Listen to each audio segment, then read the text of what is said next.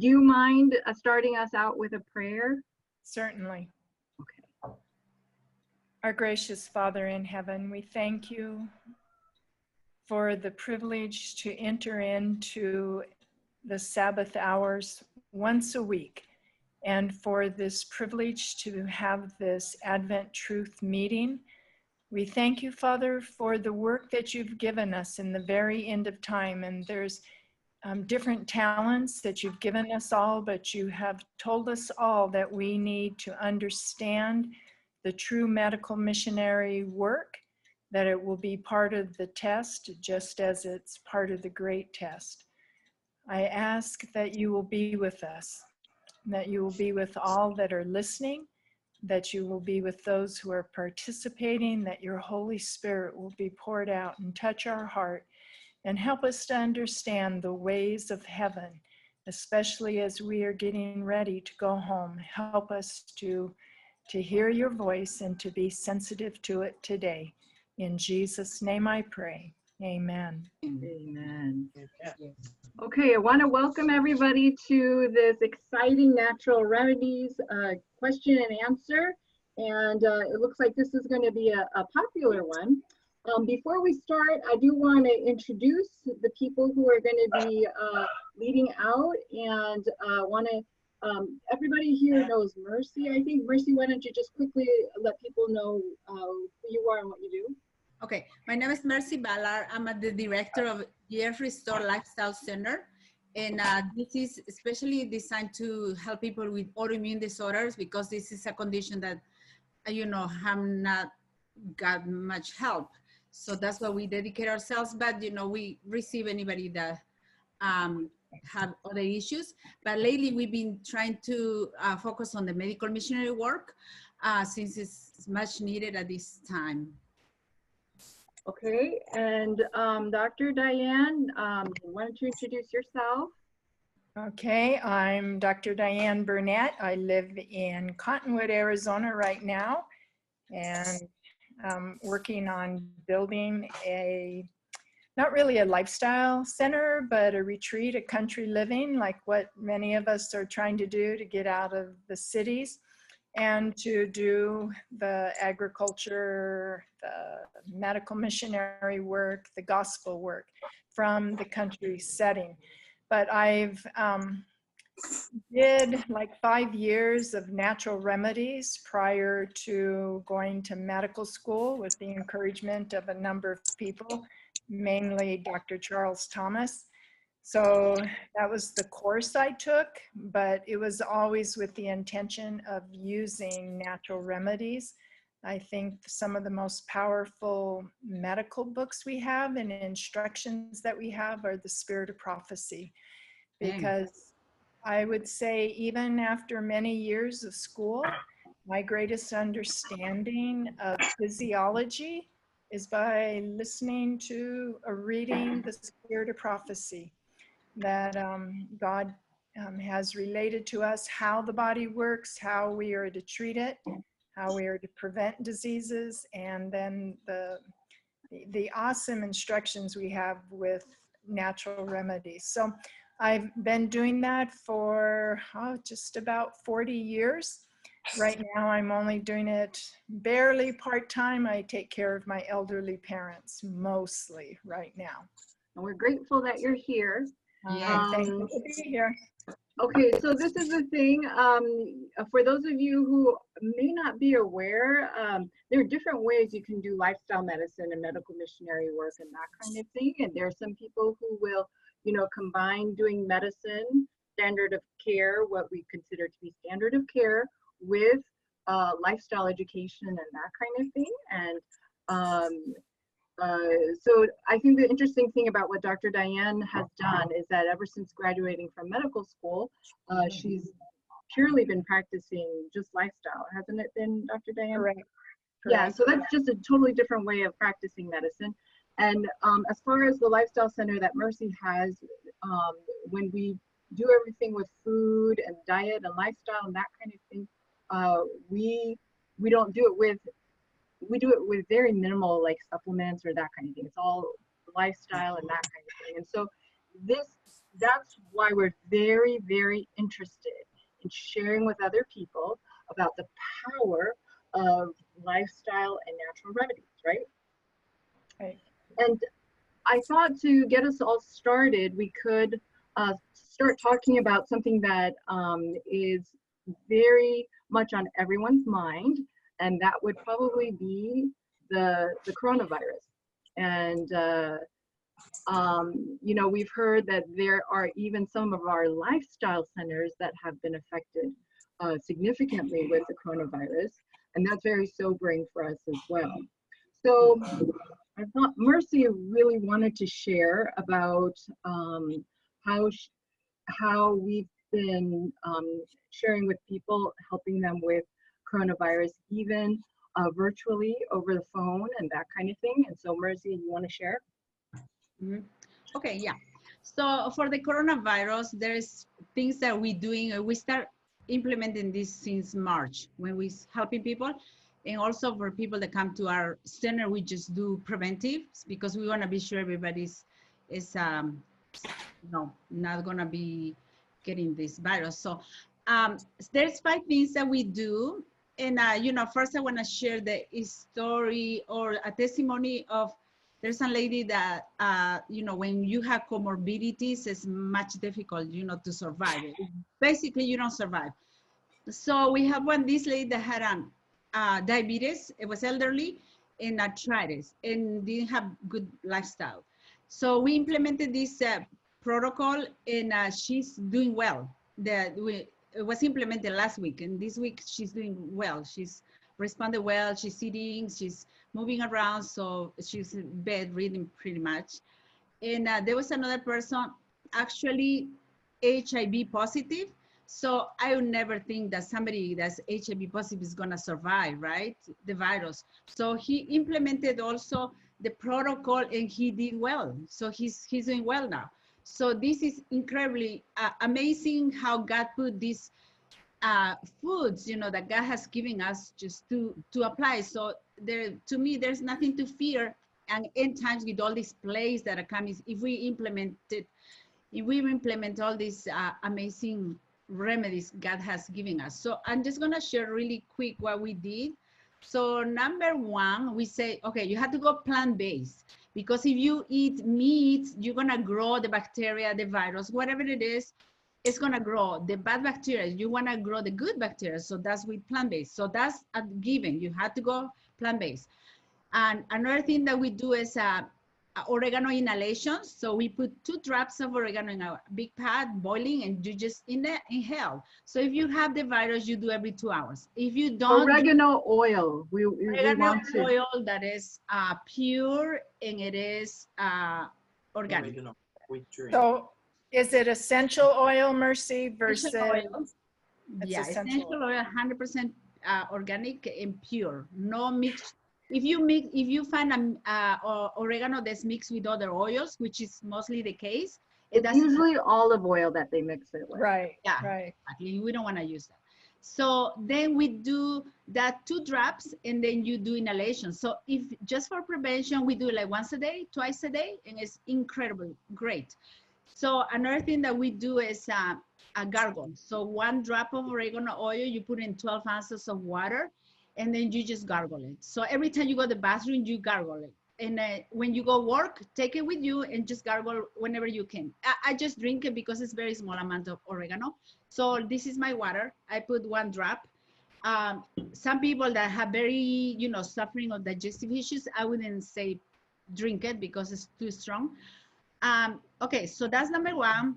Okay, that's number 2, because the plant-based is 1, the inhalation is 2, the gargle is 3. The 4th thing that we do is sauna.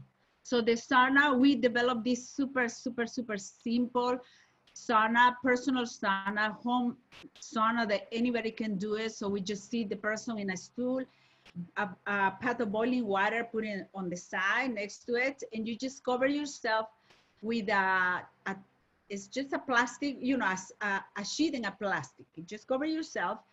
And then the water, we put 6 drops of oregano, and also 6 drops of, let's see, the other one is, do you remember? We also put there is another drops that we don't necessarily put it, that I'll remember in a minute. So we do that, and if you have the corona, so they do it like twice a day or once a day. But if you don't, at least once a week, just to build up your innate immune system, which is depressed when you have the virus. And the last thing we do is a broth made of garlic and onion. So it is one garlic, it's one onion. You cut it in half, 3 cups of water, and 5 cloves of oregano. You just mash it and boil it. Wait, 5 cloves of garlic, you mean, not oregano. You said oregano. I'm sorry, yeah. 5 cloves of garlic and 1 onion and 3 cups of water. So you just boil it, and salt also. It's very tasty, actually. It's very soothing. And that we do like twice a day, like 1 cup in the morning, 1 cup at night. And that's it. That's the whole protocol. Is absolutely nothing else. And of course, we say follow the laws of health, get the sun, because sun is very antiviral. And so far we have like maybe over 300 people right now.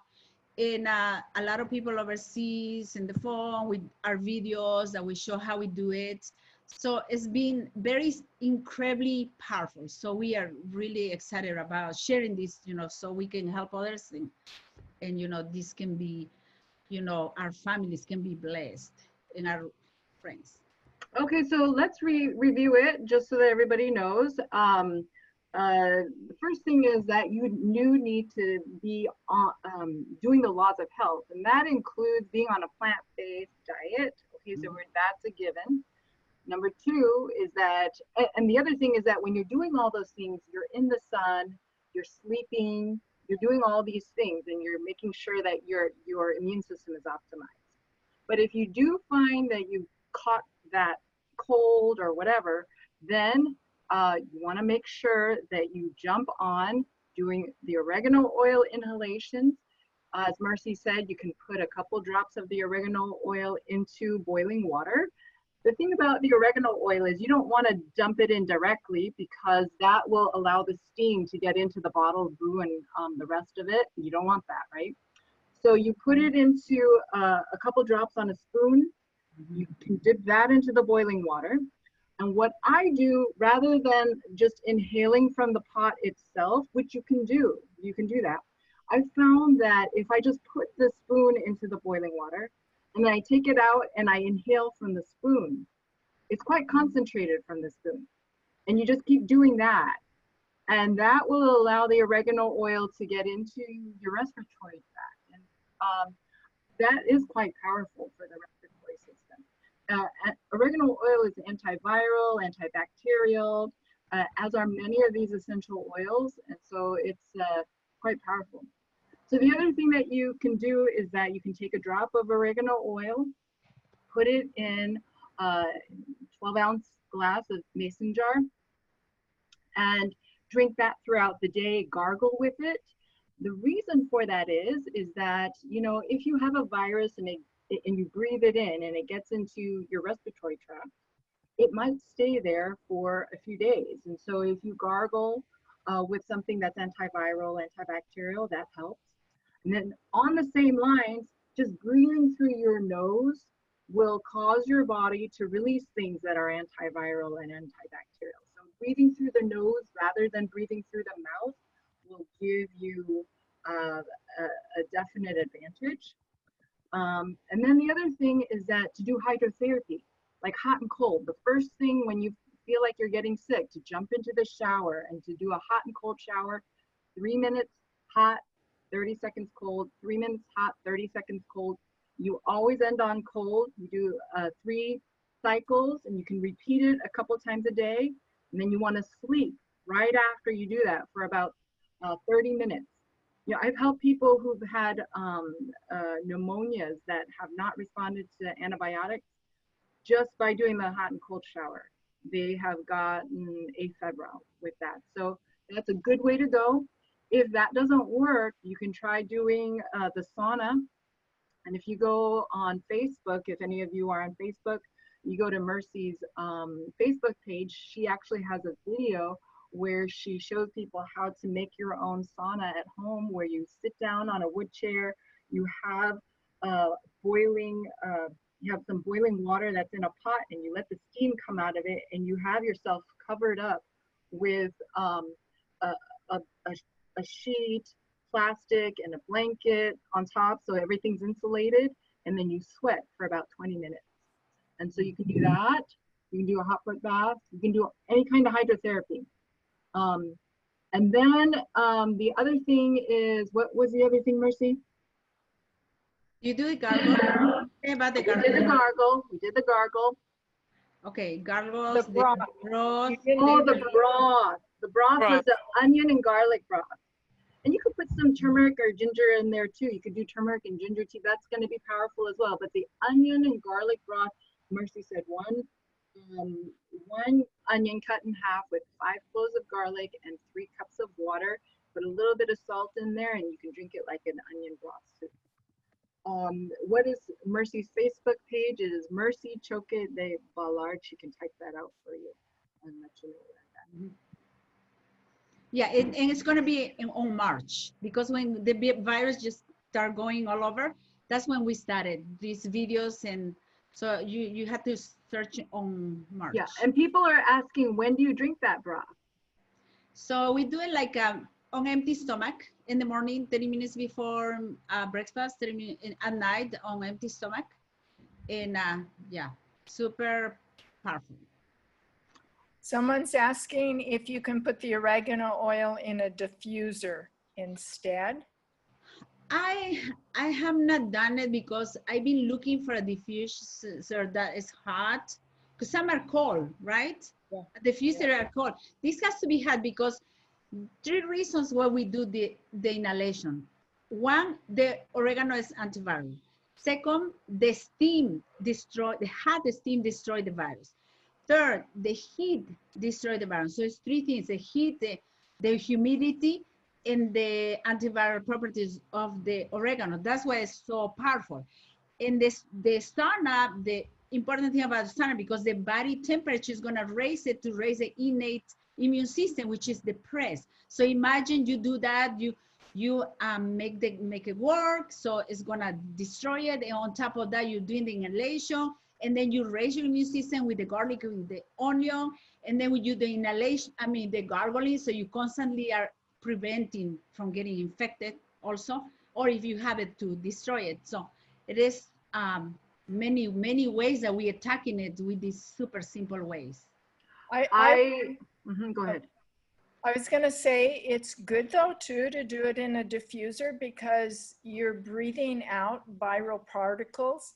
So if you have a diffuser going, you're going to be killing what's in your atmosphere as well. So I would say the diffuser is good, and I don't think so. they make the diffuser at all that's hot. Yeah. So the boiling water is what you're going to have to do.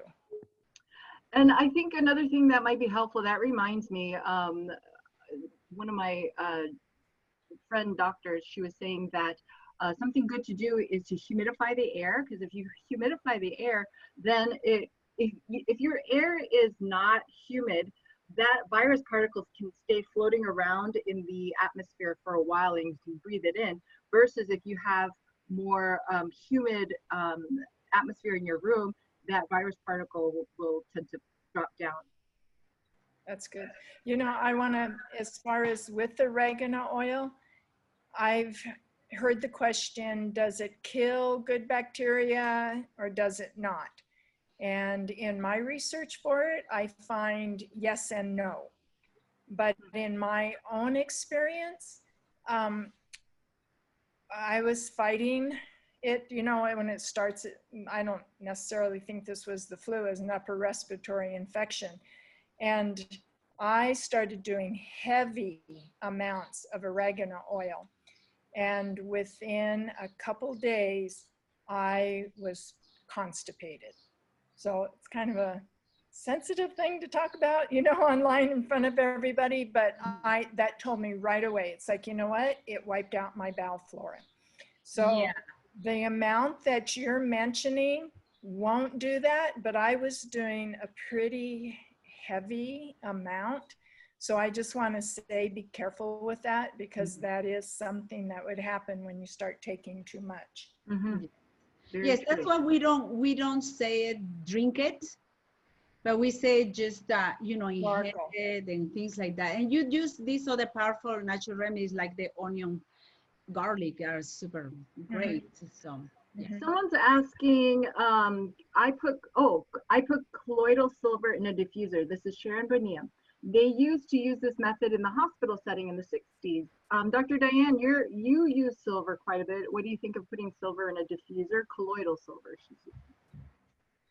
You know, I've never put it in a diffuser. I use it in a nebulizer, not colloidal. I use a supercharged that I know definitely is a nanoparticle, because I don't want to breathe in colloidal silver is still a heavy metal. And so when you start breathing that in, it's especially putting it into the lungs, even if you're breathing it from the atmosphere or if you're doing a nebulizer, it's not going to be removed from the lungs. And those little alveoli, I wouldn't want to clog them up with the heavy metal of silver. So one, I would make sure that you're using a nano silver. American Biotech's lab is the only one that I know positively is nano. Silver or Sovereign Silver claims to be, but I don't know the science, the evidence behind that. So I'm a big fan for silver. It definitely has been proven to kill viruses, and I use that. That's really one of my first lines is silver. But first, before silver, I use charcoal. So at the first sign of having something come, where you feel that kind of heaviness in the back of your head and your back, you start feeling achy, you feel like something's coming, I mostly use powdered charcoal. And I started in this, like the last 6-8 months, I'll put a rounded teaspoon of ginger powder with the charcoal, one that has the heating element to it, and it boosts the immune system, but that will keep the charcoal from causing constipation, and it will also help clean the gut. So that's one of the first things you want to make sure, that when you're starting to get sick with anything, you want to make sure your bowels are empty, because you don't want to be retoxifying yourself. So you want to make sure your bowels are empty, but charcoal will absorb the viruses, and it will also absorb the byproducts that are making you start to react and feel achy. So that's an interesting thing, especially for people who may not be on like the healthiest diet or something like that. And so it may be beneficial for them to either, like you said, to do the charcoal and to get something to absorb toxins and that kind of thing. And we know that when you get sick, even a respiratory tract infection, a lot of times it's because your GI system is not so healthy. So that's not a bad idea. Then the other thing is maybe consider doing an enema. You know, right. You really want to get the bowels moving and empty to do an enema, and that might be helpful even for something like a fever as well. That's right. Right. Right. And you can do like a catnip enema. That also helps bring a fever down, help clear the bowels out. I think you guys have used dandelion root, haven't you? Yeah, Mercy used dandelion root or dandelion leaf? For the, you know, we use the leaves. It worked very well. So we do 1 tablespoon of dandelion leaf with 1 teaspoon of Epsom salt. And, you know, we do the tea first with the dandelion, and then when it's cool off, put 1 teaspoon of the Epsom salt and total of 4 cups of water. It worked super good for cleansing the liver and the bowels. Okay. We do that instead of what the Gerson therapy recommends as far as doing the coffee enemas, because dandelion is supposed to be helpful for you know, getting the liver. Regenerating the liver. Yeah. Yeah. Someone's asking what the ingredients are with charcoal and ginger for a bowel cleanse. I just use the charcoal and ginger together. How much? I think they're asking. Oh, how much? Okay. Yeah, you know what? I always go with the lesser amount. You can take up to like 2 tablespoons is a regular dose, but I start with maybe a rounded teaspoon of both charcoal and ginger. And I use the powder. If you want to use fresh, that's fine. It's just that I always keep the powder on hand. And then I mix it. I only put it in about a half a cup of water, you know, not much. And then if it's a little bit too thick for you, add a little more water. That's okay. Just get it down. And if that gives you a little bit of relief, but you're still feeling the symptoms, you can take another dose. It's just one with the ginger, it makes the charcoal go down so nice. And for me, I don't like hot things. And so ginger is kind of on the hot side for me, but the charcoal mellows the ginger.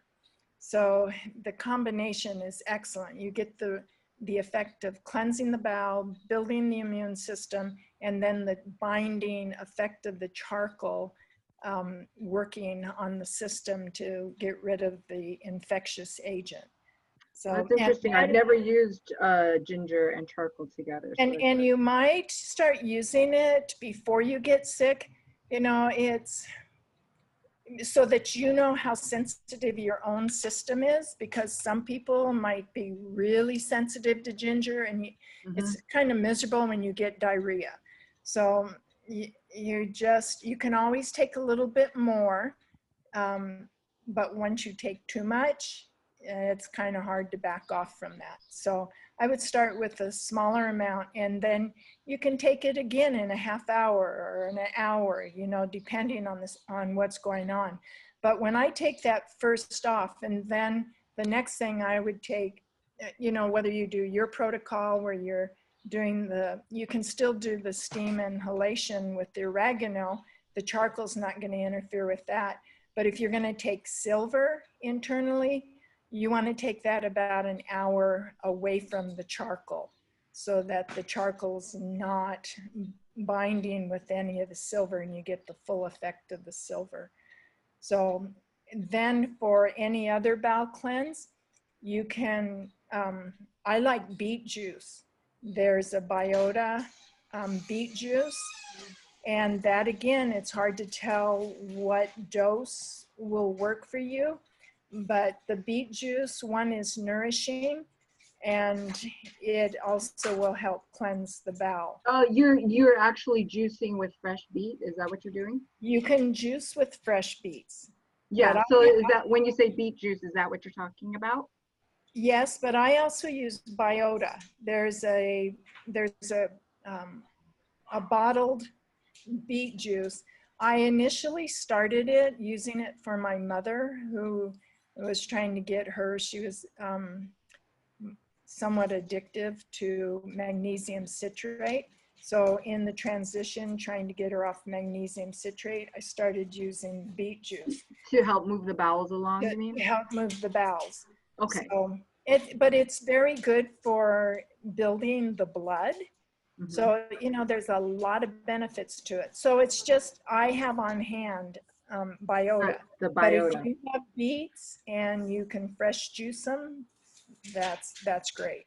So, and you had mentioned catnip enema. Like, how do you make your catnip enema, and what is that for? That helps bring down a fever.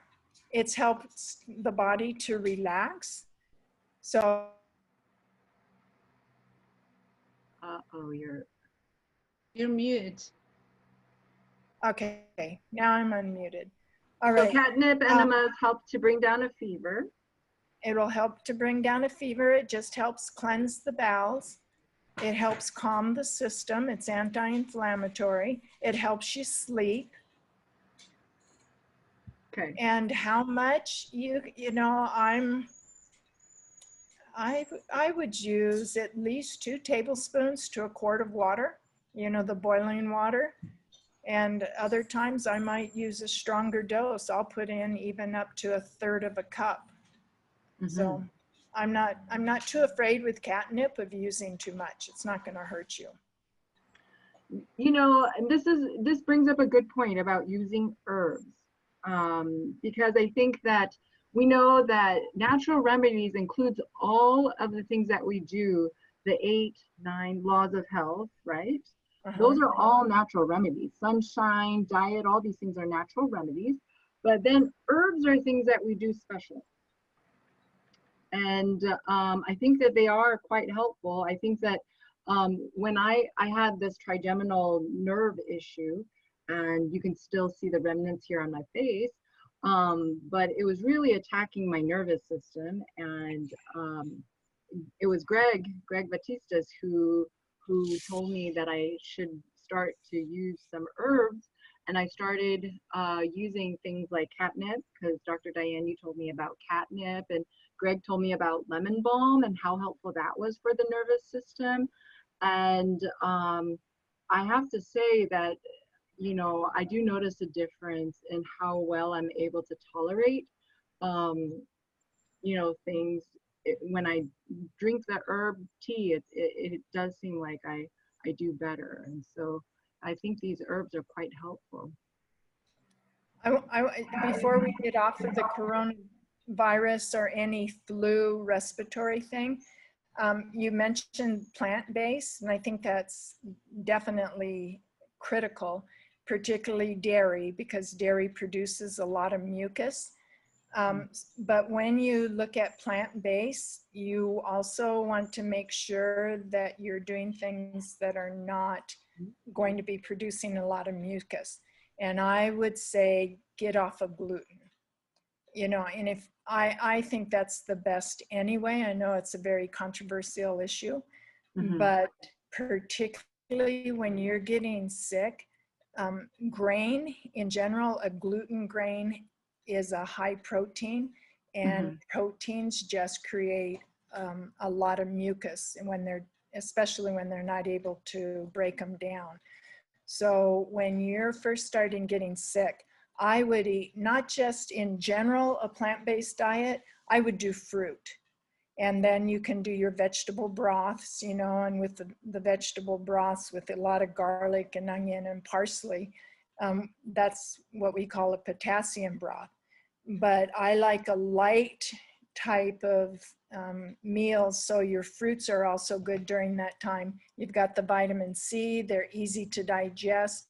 The body's working to heal. The heavier your meal, even if it's plant-based, the body's got to put a lot of energy into digestion. So you want to relieve that. You just want to give it enough to be able to keep working, but not overload it. And depending on what's going on, you might even want to just do juicing, because like a juice fast.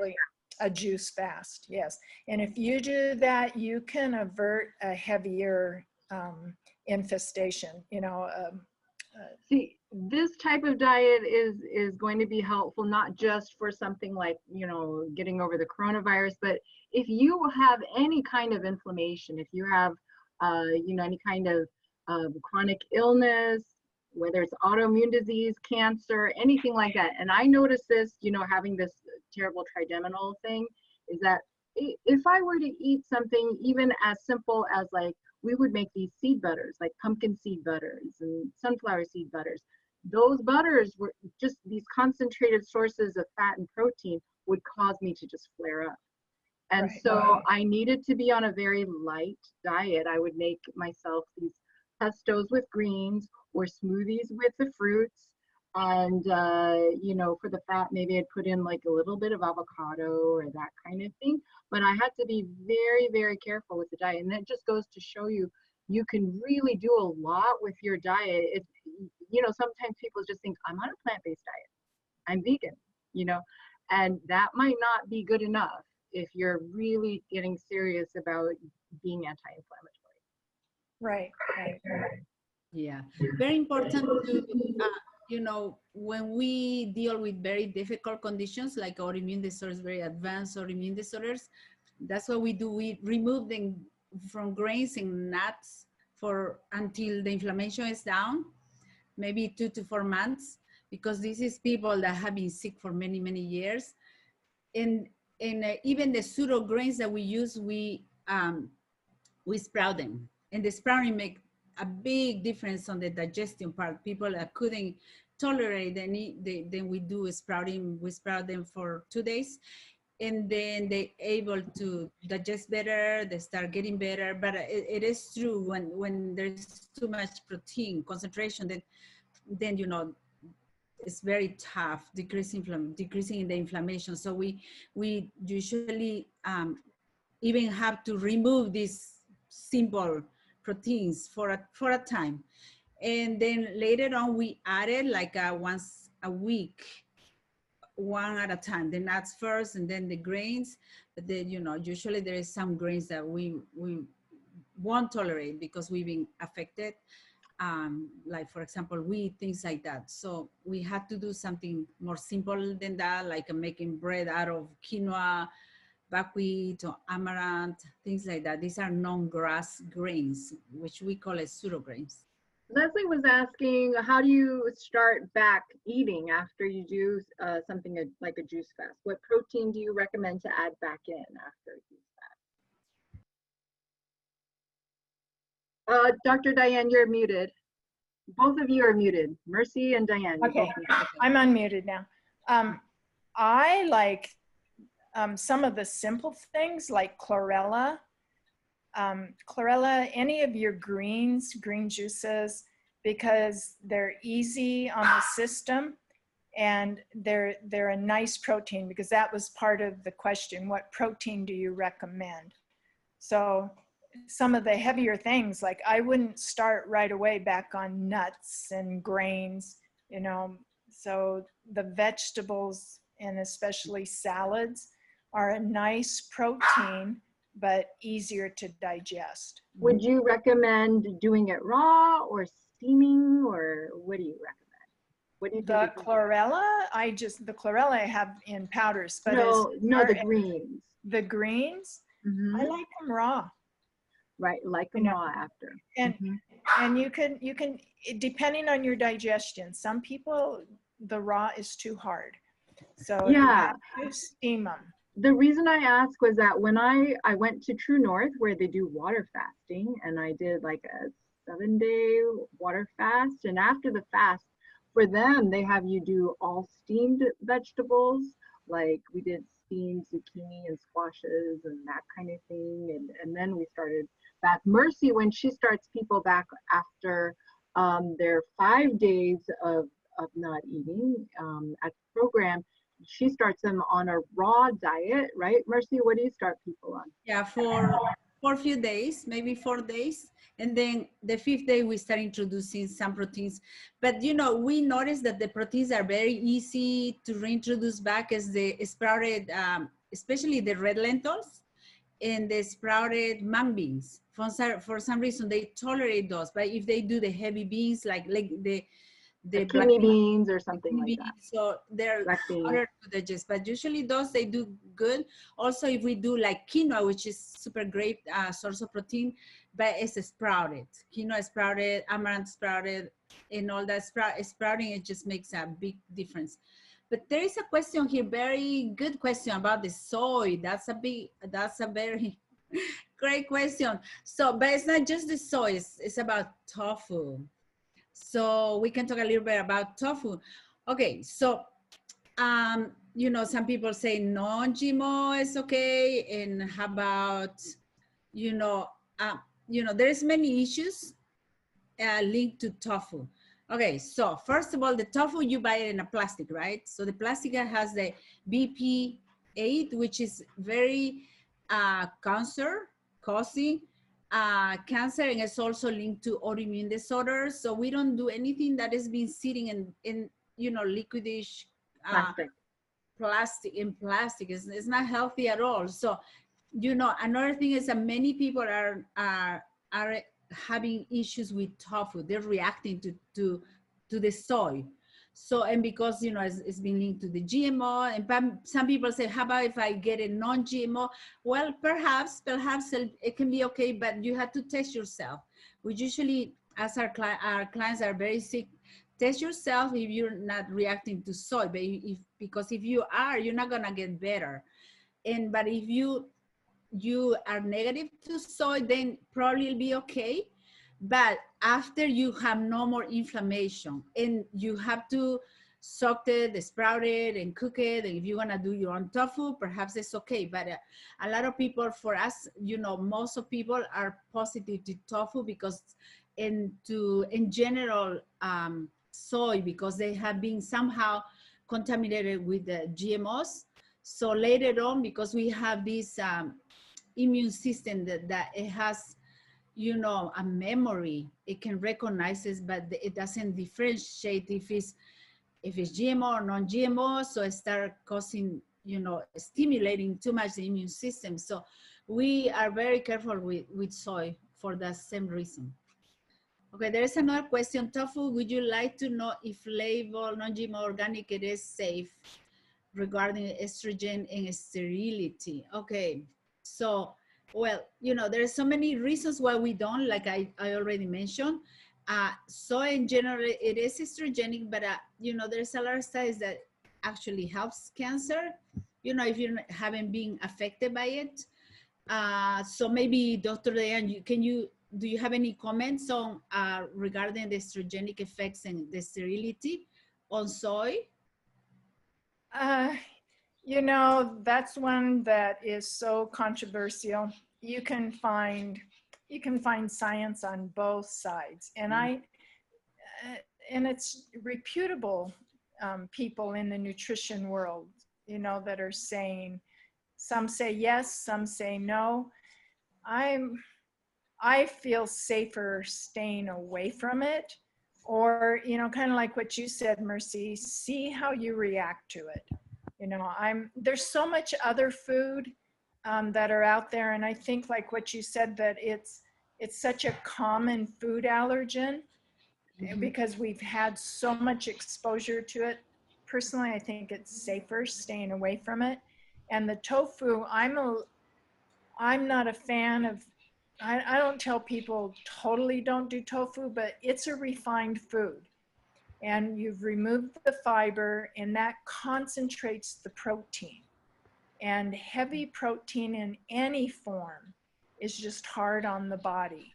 So I know that that was something that I tried to reintroduce. I had eliminated it in 2011. I tried to reintroduce 2015. And it could be I lived in a moldy house or whatever, but I did start noticing a lot more symptoms at that time. So I don't think I can tolerate. So the thing is, if you are struggling with a chronic illness, cancer, autoimmune, anything like that, just if there's a question, don't do it. You know, there are other things that you can eat instead. And so another question. I see then someone with breast cancer recovery phase and cause was estrogen related, so is safe. You know, because of all the issues that we're having lately with soy and all the, I will not use soy at all. Not necessarily because the estrogen or not estrogen, but just because at this time in Earth, I don't think it's a healthy product anymore. I think God created perfect and it was super great, but at this time, you know, we do not use it just to be safe. Okay, there's more questions coming. What would you recommend to do diet wise to clean out plaque in arteries? I will do plant-based and absolutely no processed foods, with emphasis on greens. Greens are the healthiest food. You know, we do pestos a lot. So in the pestos, we put a lot of greens. For example, in our pesto that Dr. Joyce and I do, we put parsley, green onions, cucumbers, celery, basil, put lemon, avocado, little salt. It's super tasty. And what are other greens? I don't know if I'm, sometimes we put cilantro also, and a bell pepper, and it is so delicious, but it's concentrated pack of anti-inflammatory foods. So that would be great, you know, to add it.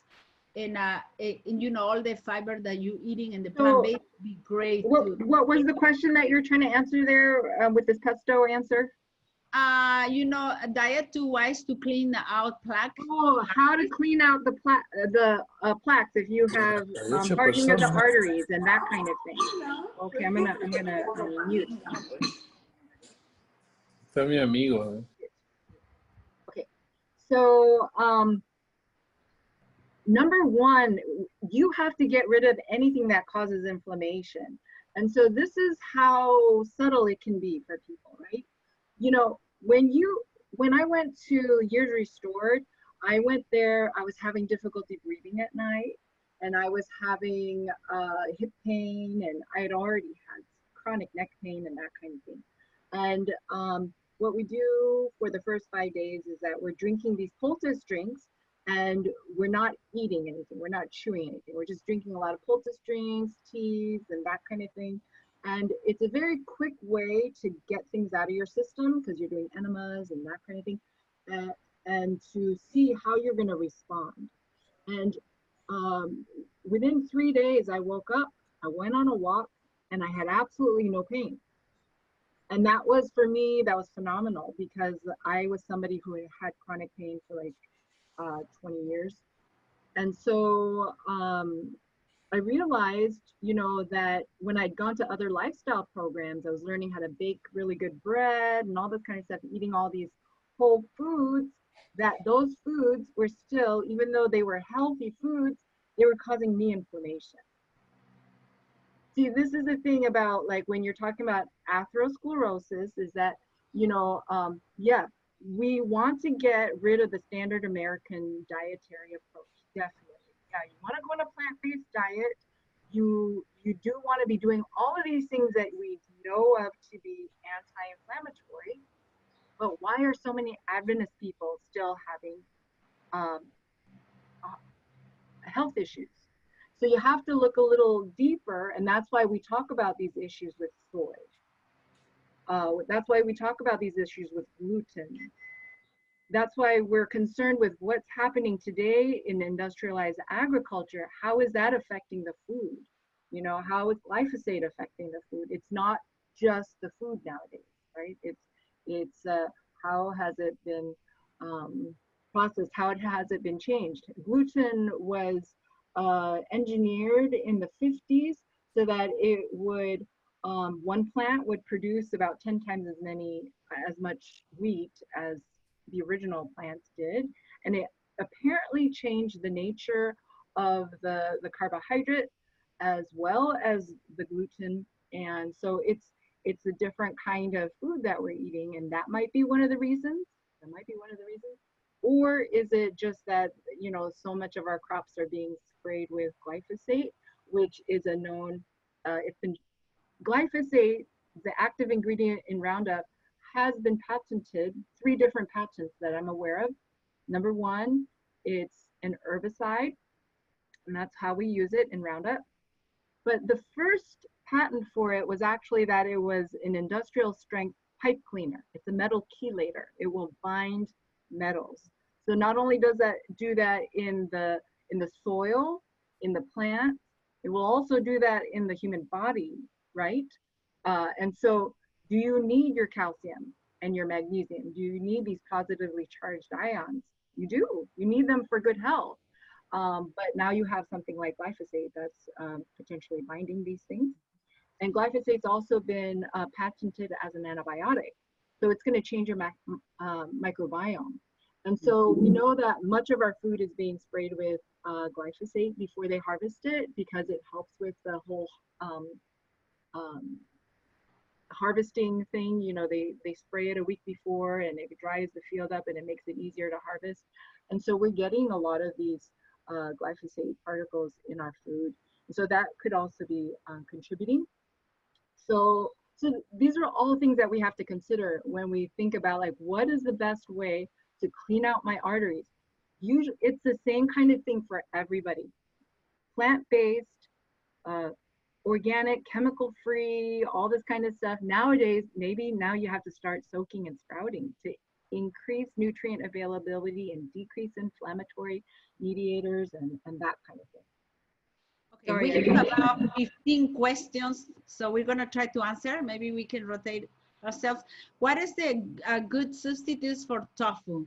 You know, we don't have myself, I don't have any substitutes for tofu, so you might want to try. We have a book that we put a 1-week menu, and there's a lot of variety. We rotate everything, our legumes, and everything we rotated because it's better, more nutrition and different foods. So I will just find a good menu that has a variety of foods that you don't, missing many things. If you guys Mercy, you do have a good recipe in there. You have a recipe in that book for some veggie meat stuff. Oh, veggie meat, yeah. I think that might be a nice little kind of substitute. You know how people like tofu because they use it to, make them feel like they're eating something that they make eggs, right? But we don't have this different. But I think that veggie meat recipe is kind of good. How about Dr. Diane? You have any recommendations? One of the things I was thinking is you make like a bean souffle. When I first learned how to do it, it was with soy, and you soak the soybeans and then you blend it with water so that it's kind of like a thick cream, and then you season it, pour it into a baking dish and bake it. It kind of fluffs up, and then you can use it somewhat like your tofu. You can make it makes good sandwich type things. I use the sunflower seed dressing and celery and olives, onions, that type of thing to make like a sandwich thing. But I don't use the soy anymore. I personally do not do well with it. It causes a lot of gastric distress. So, but you can do the same with garbanzos. Garbanzos work really nice. So you soak them and then blend them. Yeah, I've heard that. Yeah, and then bake it. The downside of that, I'm kind of more sensitive now to were the beans thoroughly cooked. So maybe if you sprout your garbanzos first and then do the souffle type thing, it's going to be better. So anyway. Somebody had a question about vinegar. I think their question wasn't necessarily about vinegar, but about fermented foods just like vinegar. I thought we are not supposed to intake foods that are fermented like vinegar. Yeah. And you said, Dr. Diane, you said at the beginning you studied the spirit prophecy and follow all the principles. And we do the same thing. This is our guideline for our lifestyle center, is follow every principle the spirit prophecy is giving it to us. And I think that's the big blessings come from it, because that's the real science, right? That's the best thing you can do. So you wouldn't use like a black pepper or red peppers, hot peppers, things like that we being, like also the fermented things. We don't use anything fermented. So for the same reason, we don't use, what do they do just for the probiotics, and they fermented the cabbage, things like that. We do a different way. But kombucha has alcohol and all that stuff, it grows bad bacteria, and it's, so there's principles that we need to follow. When we follow, God really bless, because those are the best, principles that we have given. Yeah, we don't want anything that's going to produce alcohol. So that would be fermentation. Fermentation is going to produce, like Mercy said, bad bacteria plus alcohol. And then what are other things that people might be doing that might cause them to have alcohol in their system? Vinegar, right?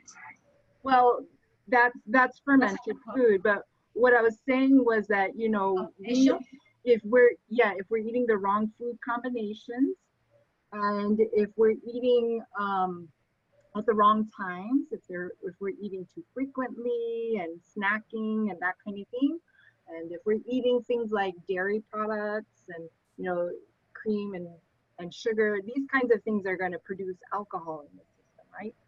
Mm-hmm. Right. There's another question. How do you use dandelion leaves in Epsom salt? I think we answered that, right? What about just making your own tofu? Yeah, if you're negative, you can make your own tofu. If you follow the way, because beans should never eaten raw. That's one principle.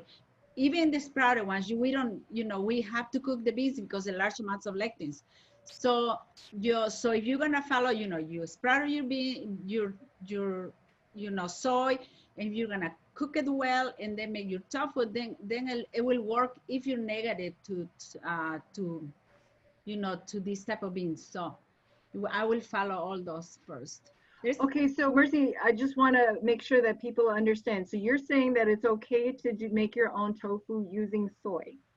If you follow the right ways of sprouting and cooking it. But I think that might be a little confusing for people, because we had just said we tend not to recommend people use soy. Well, we don't, because we deal with people that are sick. So we definitely don't use it. But if somebody is healthy and tested negative for soy, then they could do it if they follow the right procedure. But I would still recommend that it's minimal, because it's a refined food.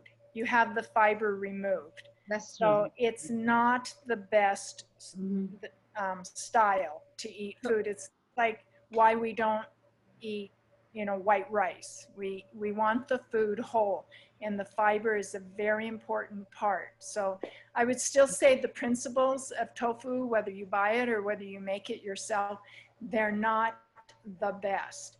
Is it in the same category like absolutely never put cheese in the stomach?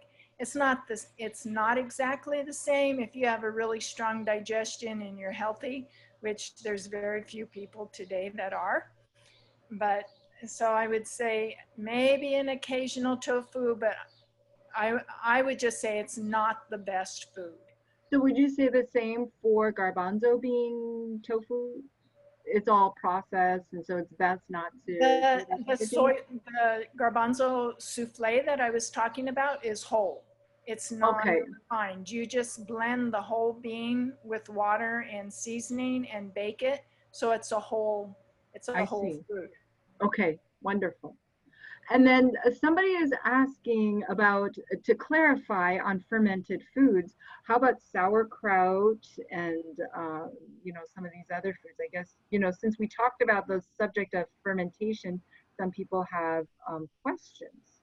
It would be nice if Ron was on here, because that's his, expertise with the gut, mind, and the thing with any fermentation, there's two categories of bacteria. So there's the homofermenters and the heterofermenters. And even with sauerkraut, the cabbage, it will start out with a healthy bacteria breakdown, but then the process changes and it goes into a more detrimental bacteria. The hetero fermenters are the ones that produce alcohol. They produce propionic acid. They produce acetic acid. So you're getting byproducts that are toxic to the system, even if they have some good benefits. So I'm kind of, I've been back and forth. I've heard one medical person say, I don't like eating anything that's already been eaten by somebody else. And that's what your fermentation is. You have a food that's already been processed by bacteria, and you're eating the byproducts along with the food. So I think that is the confusion, because if you look at the research seems to indicate that fermented foods give you better health than not eating fermented foods. But I would clarify this. If you look at the research that is looking at that, it seems that they are comparing fermented foods to standard food, right? They're not comparing fermented food to getting your food from the garden and the orchard and getting your probiotics there. See, the whole thing with the reason for why you need fermented food, they think, is because you need to get the microbiome healthy, because we have so many things like glyphosate, antibiotics, and all these preservatives that are killing the good bacteria. So everyone's wondering, like, what do I do now? Because all my bacteria are dead. So I need to ferment the food. Well, fermented food is something that you do like in the winter when you have no food. And so you need to like preserve this food. And so that was a way that our ancestors survived. But if you have access to the garden where you have like this, what is it, lactobacillus acidophilus that survives in cold and hot, and it can survive in your stomach acid. And so if you have access, like just like Ellen White says, to pick the fruit from your orchard, to pick it from your garden, you'll get good probiotics. You will get probiotics. And if you go outside and you interact with the soil and that kind of thing, you'll get probiotics. And if you go outside and you breathe in all that fresh air, you'll get good probiotics. And so there are other ways to get your probiotics. What do you think, Dr. Diane and Mercy? I think that was a good answer. So there's a question on pickled versus fermented. They're the same. You know, sauerkraut is fermented. It's a fermentation process. And pickles are fermented over a period of time. So yes, they're the same. Is tempeh fermented? Somebody asked me. Tempeh is fermented? I don't know. Tempeh is fermented. But we do a little bit of fermentation, don't we? Like Ron has a sauerkraut recipe. Yeah, but he has with. So what we do is that we ferment it only like a day. We'll put in like whatever you're gonna use, and then you put lemon in, put it in a high acid environment so that you don't have so many hetero fermenters forming, and then it's just maybe for a day that you put it out, and then that's it. Yeah, we do that for cabbage to grow the lactobacillus bacterium, which is very healthy. Yeah, that would be a good way to do it. There's a question on Bragg's aminos. About good question. Good question. Yeah. Yes. I'm glad you're here.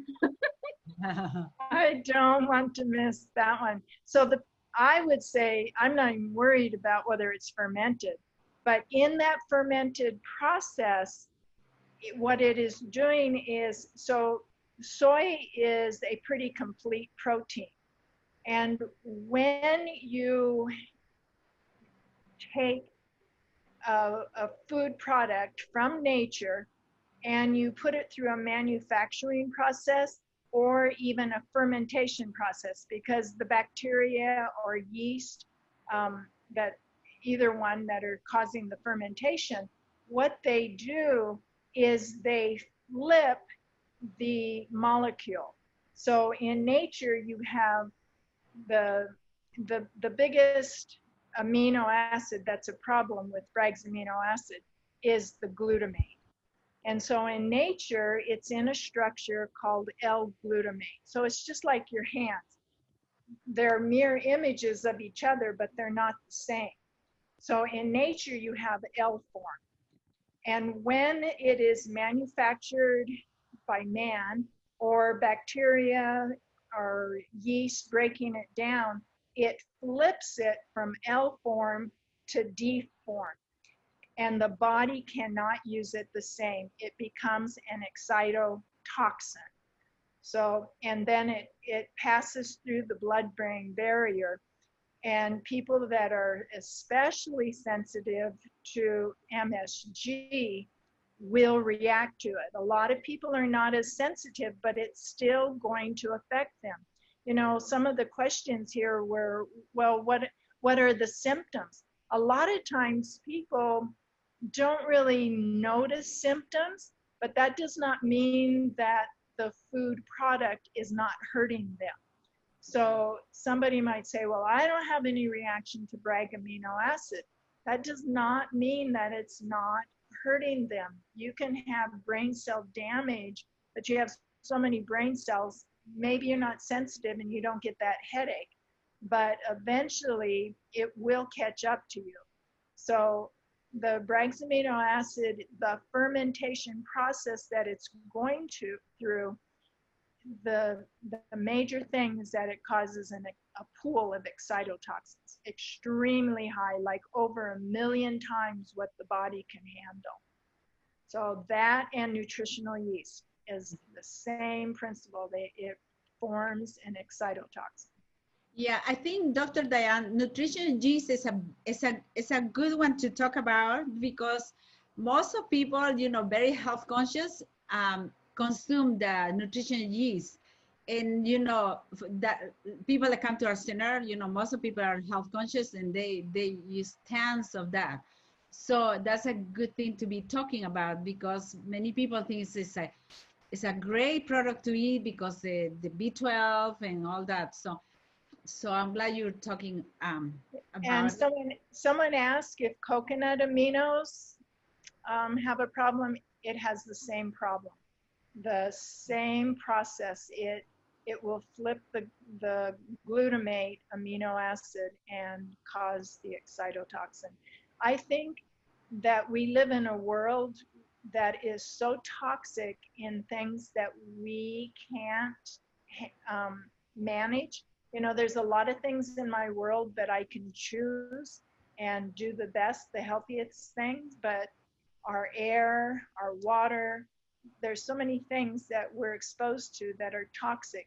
So I just say I want to stay away from anything that's going to impact my brain.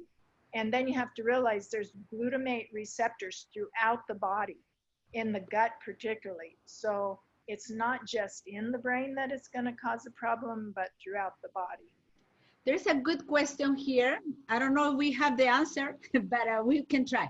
It says, how about to detox from vaccines? Can we?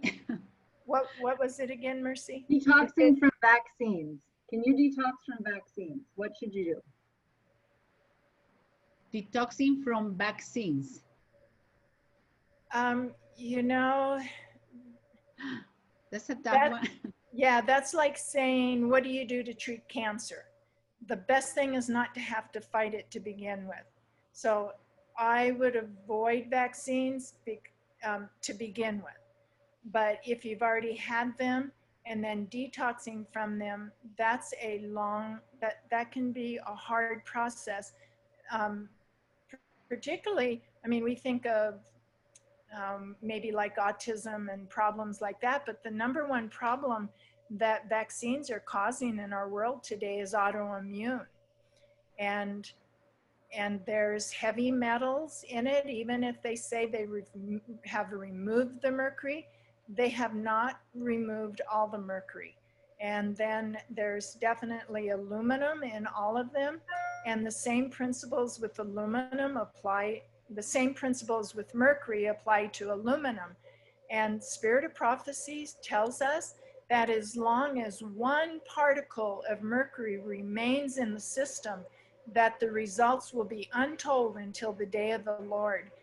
So it is very hard to get all these heavy metal substance and the body reaction. All these adjuvants that are put into it are made to rev up the immune system. And that's what we call autoimmune. It's made to put it in hyper gear, and it starts attacking everything. And the proteins that are in the vaccine are similar to some of the proteins in our body.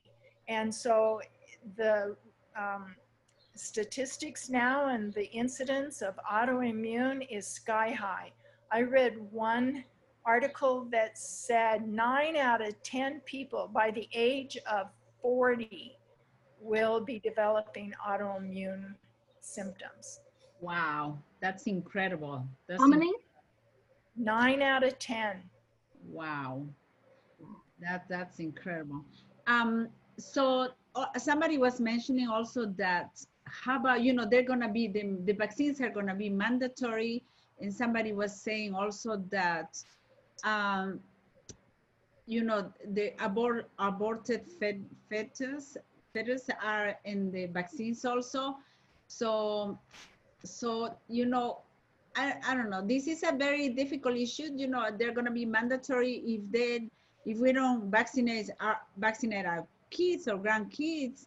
What do we do? I mean, in those cases, do we allow them to take them because we don't want them to be vaccinated, or do we just allow them to do that? Otherwise, they will be taken away and do something, perhaps. I'll be right back. Okay. In the meantime, you know, that those are very, very difficult things that are coming. So, you These know, are we things have that I think, a lot. yeah, we're all having to think about this, but I think that's the important thing, that we're thinking and praying about this right now. God will give us what we need to make the right decision at that time. I know it is something that we have to think about and pray about. I know a friend that, you know, she had to get this vaccine to work in the hospital. So what she did is, as soon as she got it, she put some charcoal poultice in the area where they vaccinated her, and then she did a fever bath. So I don't know how good would that be, but that's what she did. That's going to help a little bit, but you're not going to stop it. It's going right into the system, and you're not going to pull out everything that's going in. And it doesn't take a lot to trigger the immune response in the brain. So you've got an immune response throughout the body, but we're in the sealing time. We're in the shaking and sealing time. We're in a time that we need our brain in the sharpest, clearest time that we've ever had it in our life. And when you take in the things that are in the vaccine, it creates an immune response in the brain that triggers the glial cells, the microglial cells that are supporting cells, and they start acting like amoebas, and they start going through the brain, just gobbling up brain cells. I mean, that happens every time, no matter who you are. And you can't, you know, to stop that is very difficult. So I guess I would have to say I've been looking at this issue for, I've been not in favor of vaccines for a while, probably at least 20 years, but about 11 years ago, I was at Uchee Pines, and Dr. Raymond Obomsawin came through the center, and he gave us some lectures on vaccines. He is, I would say he's an expert on them. In fact, the information that Dr. Sherry Tenpenny has started from listening and learning from Dr. Obomsawin. And Sherry Tenpenny, did you say? Sherry Tenpenny. She learned from Dr. Obomsawin? Yes. Really? He is the one that convicted her that vaccines were bad. So wow. If you get online on YouTube, and I just typed his name for people to. Yes, Raymond Obomsawin. He did a series of talks, 6 lectures on different things. He talked about agriculture. He talked about diet and vaccines and the immune system. And then, so I would watch the one on vaccines, and then I highly recommend you watch God's, the Creator's Healing Vision. That one's powerful. That one's powerful. Very powerful, very powerful. Everyone listening has to listen to that program. It's just very challenging. And I want to say that even before we say anything more about the vaccines, because that presentation is dealing with God's true medical missionary work versus the healing. We're looking at 2 healing arms, whether it's man-made or whether it's what God has given us. And it is a test that we are all coming under. And what you're seeing happening with this mandatory vaccine is, it's not like a lot of people will say the chip that they're putting in it is the mark. Well, mandatory vaccines are not the mark of the beast. We're definite what the mark of the beast is, but it's preliminary. It's part of that system, and I believe it's part of the system to track you to see what side you're on. And so we need to have that determined now. You don't wait till they come to your door. You don't wait until they pass the law and you can't get a driver's license without it, that you can't go to the store without it. This is something that we need to determine right now, and whether we have faith that God will protect us. And if he doesn't, one way or another, we need to know, is this right to put this in our body or not? So it's the Creator's healing vision for the end time is the name of Raymond Obamsawin's presentation. And so then just to kind of go back to the vaccination issue, I would tell you that the new vaccines that they're coming out with are of a different nature. So you have the toxicity of current vaccines and trying to trigger the body's immune system. And whether that's effective or not, there's no science that proves that it is. Even though you have antibodies, there's no proof that antibodies gives you protection against a disease. So these new vaccines, you have that, what the science behind them is that they are an RNA. They're an mRNA vaccine or a reverse RNA vaccine. And the body is going to pick up this strand of RNA and incorporate it into your own body's DNA system in every cell of your body. And your body is going to be producing the antigen. So it's like, instead of putting the antigen in your body and your body starts reacting to it, what's happening is they're making your body create the antigen, and then the immune system is going to rev up against it, and it's in every tissue of your body.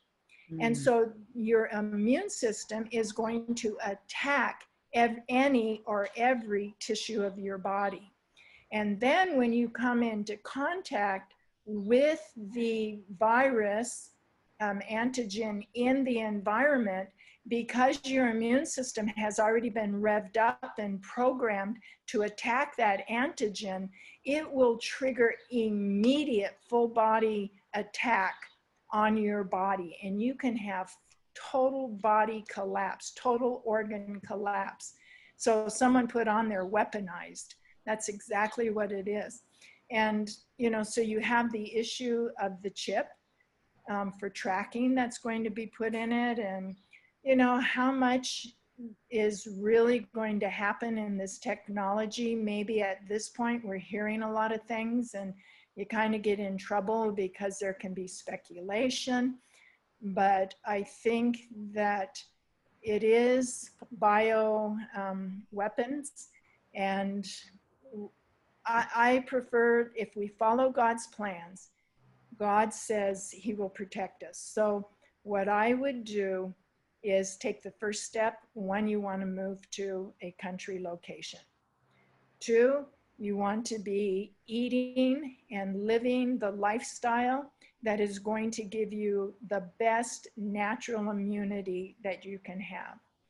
And then all of this has to be, I don't want to leave out that first and foremost, God is our protection.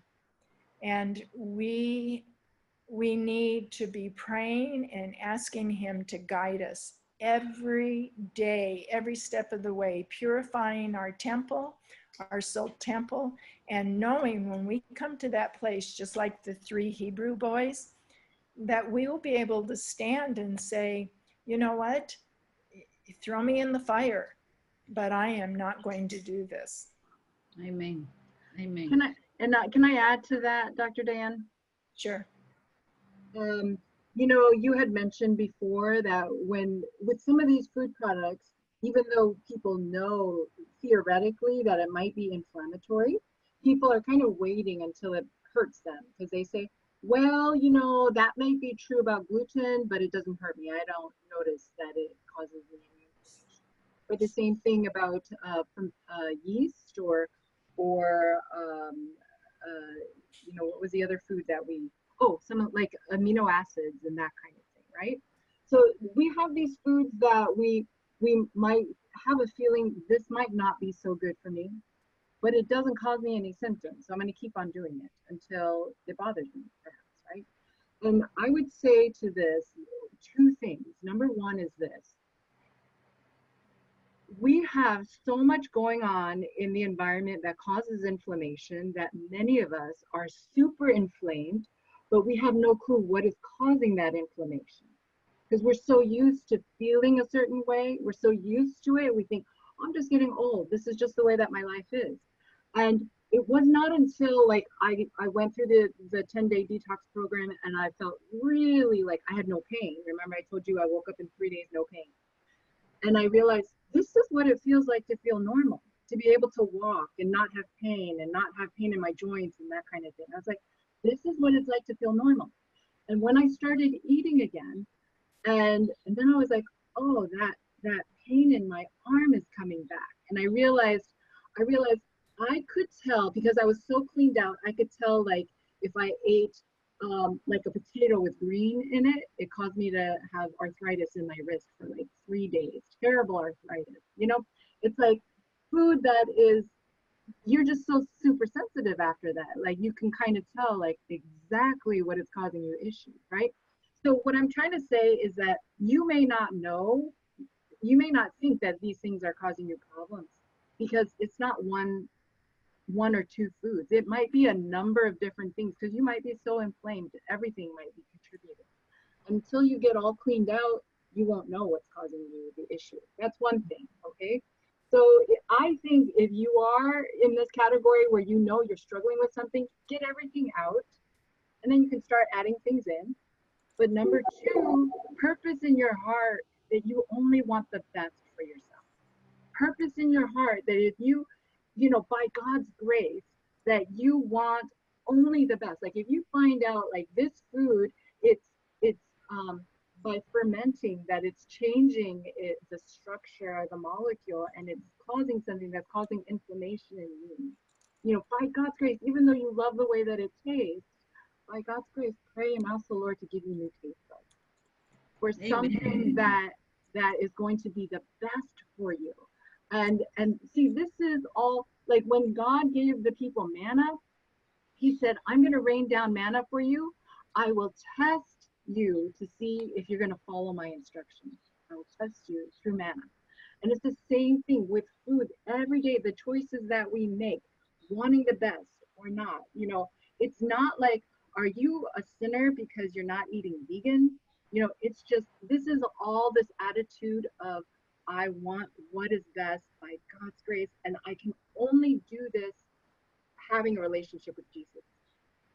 Amen, amen. There's one comment. It says, I have a nursing friend, non-SDAs, and is currently taking the phase 3 clinical trial COVID vaccine, and she said there is a chip. They had to be scanned. So it's already happening, huh? Yes. So, you know, yeah, wow. It's good to know, you know, what's going on there when somebody gives us this good information. So now I think this is really interesting. A lot of people are asking questions about vaccines, Mercy and Dr. Diane. Yeah. And the thing but is, there's again another question on we're gonna get labeled as a conspiracy type of group, don't you think? yeah, Are we at risk of that? It's not our fault though. It's it's the questioner's fault. Yeah. Okay. Yeah. Okay, there is another question about how about mask. Now this is gonna bring us to more conspiracy. Must lower our immune system, right? You know, what can you do? You know, I work in the medical, you know, field, and you have to wear your mask. But as soon as I can get my mask off, I get it off. You know, to breathe well. You know, I had to work with a patient that was working with coronavirus. So she said in her facility, it's a skilled nursing facility that takes you know, the COVID. So they see like a 40 clients with COVID. So she had to come and see, I had to give her medication, right? So I was having the N95. Boy, that is very uncomfortable. And you know, when I got out of the room from, you know, treating her, I just remove it and put the other mask. So it's very uncomfortable. And of course, you don't have much oxygen there and a lot of CO2, but you know, as soon as I can, I just try to remove those masks. But you know, I'm trying to get out of that job, and I want to do 100% God's ministry, and I think God's leading me in that direction. So just want to we could do hours and hours on vaccines, but I want to tell you a story. When I was at Uchee Pines, and after Dr. Obamswin had come, he recommended the book Vaccine Safety Manual, and I got that book, and the foreword is by Dr. Russell Blaylock, the neurosurgeon. It is so powerful. It's like, wow, I made a slideshow out of it. And he's a powerful writer, yeah. It was just incredible because it wasn't based on hypothesis. It's like, this is what we see in the lab. We see this under the microscope, what happens in the body, what happens in the brain. And so I made a PowerPoint out of it, and I was determined that every staff worker, every patient, every student that came through Uchee Pines needed to know about these issues. And so it was one of our fall seminars, and I gave that presentation, and a nurse from Florida Hospital came up to me afterwards, and she introduced herself, and she said, you know, this was H1N1 season, right? So H1N1 was preliminary to, it was a pre-test for COVID, what's happening. And so anyway, she said, you know, that the mandate went through that we had to take the vaccine. And she said, I didn't fit the 2 exemptions. And she said, I just kept putting it off. And finally one day, my supervisor came to me and said, you're out of the woods. We just ran out of the vaccine. Well, she worked in post-op, and she said one day she had a patient, and as he was coming awake, he looked up and she had her mask on. And he said, why are you wearing a mask? And she said, don't worry, I'm not sick, but I refused the vaccine and I have to wear a mask. And he said, smart woman. My sister, or it could have been sister-in-law, is a top official at the CDC. She went to Walmart and got a non-traceable phone and called all of her friends and family and said, do not take this vaccine. Wow. So, you know, I've never forgot that story. And you know, you're right, Joyce, we can be labeled as conspiracy theory, but you know, the truth is the truth. Lies need to be covered up. That's where the conspiracy is. And you know, for Jesus, there's nothing he does in darkness. He said, I've done everything in the light. It's the powers of darkness that do things in the darkness and cover them up and pretend like they're not. So that's why I would recommend you watch that the documentary. What was the video and documentary? Could you type it into the chat, Dr. Diane? I did. I put it in there. Yes. Okay. So it's called Vaxxed, from catastrophe. Oh, Vaxxed. Okay. Vaxxed. Okay. Yes. Good. We have a few more questions. Somebody said, would you recommend enemas, colon hydrotherapy, or any detox while nursing? Then my question will be, are you sick? Is there any reason that you want to detox? I mean, I think for somebody that's nursing, we have to be a little extra careful.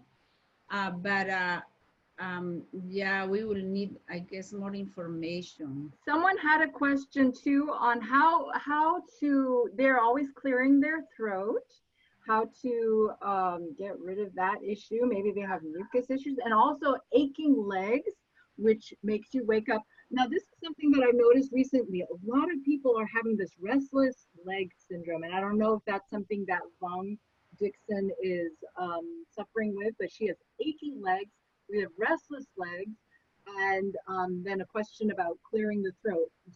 Anyone want to try to address any of those? I think for the clearing of the throat, probably some type of food sensitivities. I notice when people come here, they're like trying to clear continuously. And it's probably related to some type of food sensitivities, environmental, perhaps allergies, things like that. So a good detox probably will help that issue. And regarding the legs, it's probably definitely inflammation. You know, pain starts with inflammation. So I will try to find some type of diagnosis to see if they have some underlying issue. But if not, it's probably also inflammation from toxicity. Dr. Diane, you have something else to say about that? Well, I would just say too that it's not just environmental when you have this constant mucus, postnasal drainage, it's that you're not digesting protein. There's something you're allergic to or something that's preventing you from digesting. And I'm gonna throw something out that I will say I'm very aware is one of the very controversial topics, but I recommend a whole food plant-based diet. That means all our food needs to be whole. And most everybody that looks into nutrition in any level, they'll agree with you. Yes, you want to eat brown rice, not white rice, and whole grains, not refined grains. And like we talked about tofu because it's refined. But when it comes to oil, we never think of it as being refined, and it is the hardest food for our system to break down is oil. And oil, what it does, and I won't get into this because I do a whole lecture on oils and fats and the science actually that is behind it. But if you took a drop of oil and just dropped it on a glass of water, you know how it spreads out and seals the top of the water? It's just the same principle as when you have an oil spill in the ocean. Why is it so bad? Why does it kill the plants and the animals? It's because it coats, it seals off the oxygen. So plants suffocate and everything gets coated and birds can't fly. And it's that coating process. And that's why we put grease on babies' bottoms so that the urine doesn't break down the tissue. It's a sealant. And so when you have 3 oils and you put it on your bread, you put it on your salads, you stir fry with it, you know, we put it into everything. Well, it's doing that very same thing on our food. It's coating it. And then when you eat it and you get to the digestion in the stomach, there's no fat digestion in the stomach. There's a little bit in the mouth, but the majority of fat digestion is in the first part of the small intestines. And in the stomach is mostly protein digestion. But when all that food particles are coated with oil, the protein enzymes, the hydrochloric acid, the proteolytic enzymes, they cannot get to the proteins and break it down. And proteins will pass out of the stomach into the intestines undigested. And then there's not a lot of protein digestion, very little in the small intestines. So those undigested proteins, one, cause inflammation in the gut, They're going to promote leaky gut. They're going to get out into the bloodstream, pass into the bloodstream and through the liver, and then cause inflammation. So if you take a food that's not necessarily a food that you're allergic to, but that you're not breaking down for one reason or another, there's many, but oil is a big reason, then that food becomes an allergen. And so you can be having chronic mucus production, and it also lowers your immune system. So there's many things that could be happening with mucus and bloating. That sounds like it's a gut issue.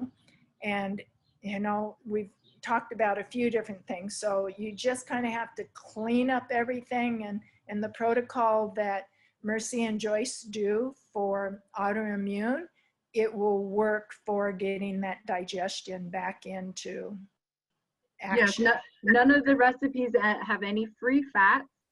And so that's a good thing. The thing about free fats too, in addition to what Dr. Diane says, as far as, you know, the physically, it will coat things and it won't allow interaction and breaking down of the foods as well.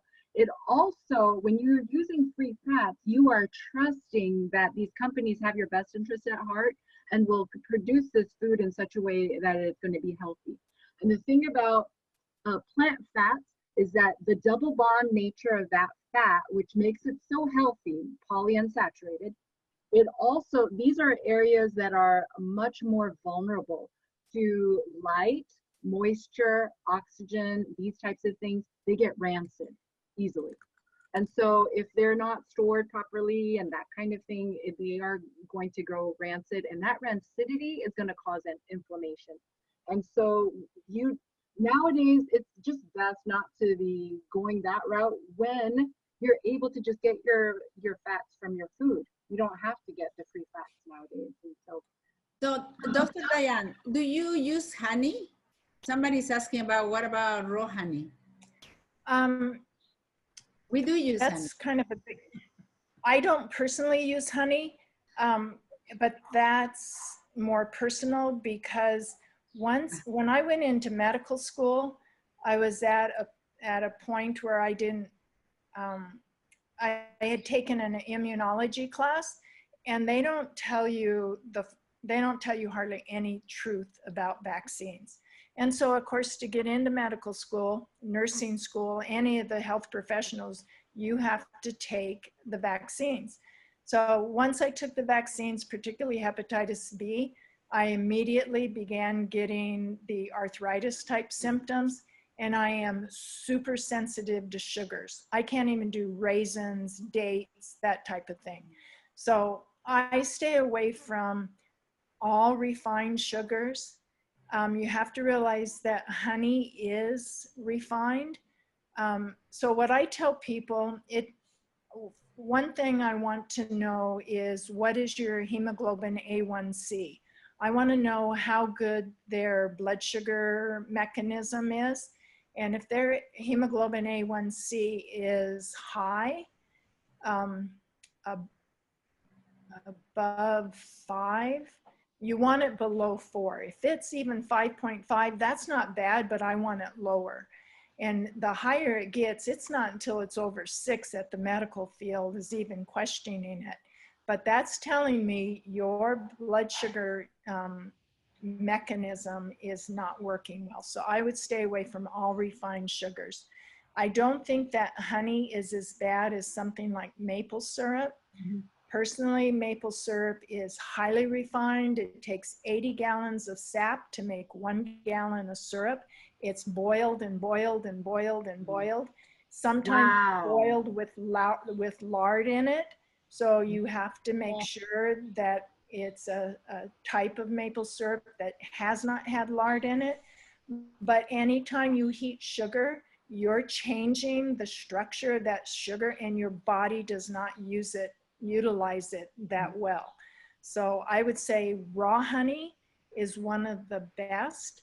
I still prefer to use like your dried fruits, your dates and your raisins, if you're doing desserts, because they're a whole food. So I would say if you can handle sugars, a little bit of honey, that would be the rule. Not a lot. Your body only needs 2 to 3 teaspoons of sugar, natural sugars, a day to function. So we just have a lot of sugar in our food supply. And how about with the restless? Can we say what we use? We use small amounts of honey, and we enhance the sweetener with the stevia leaf, the real stevia leaf, because we don't use it refined because they have made so many changes and made it white. I don't know how they can make it as green to white. So that's how we do it in our book. Yeah. Did anybody have any experience with restless leg? What I have seen in a large number of cases, it's heavy metal toxicity.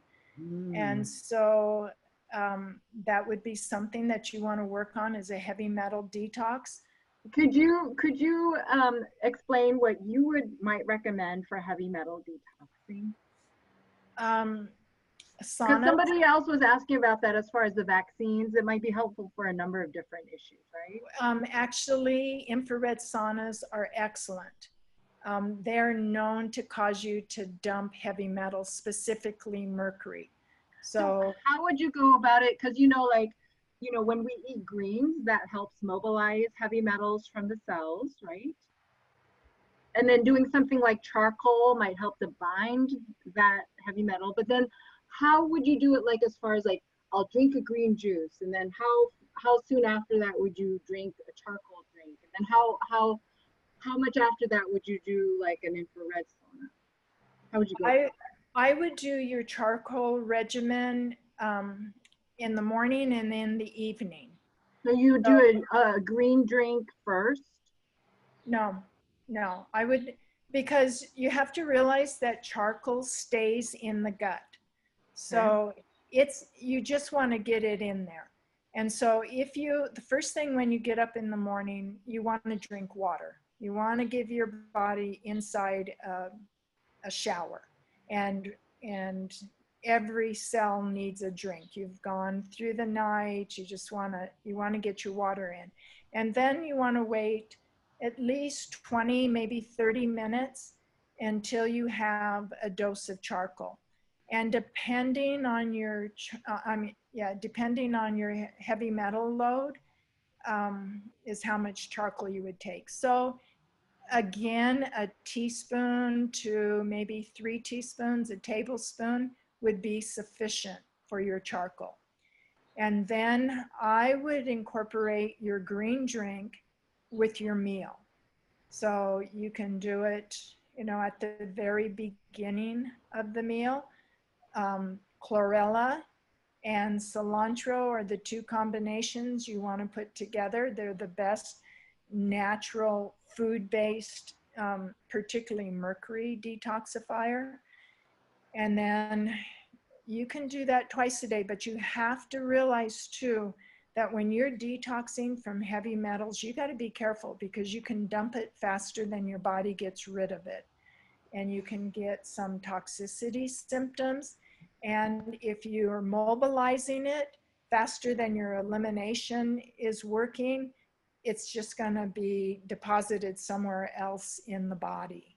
So how would you try to get it out once you mobilize it like that? At what point do you do the infrared sauna and all of that? And what other ways could we mobilize it? Would an enema help to get it out? Or I thought, because I know some people who will do actual charcoal baths or clay baths to try to absorb it. And those are excellent. I don't know if you've ever done a charcoal bath. No.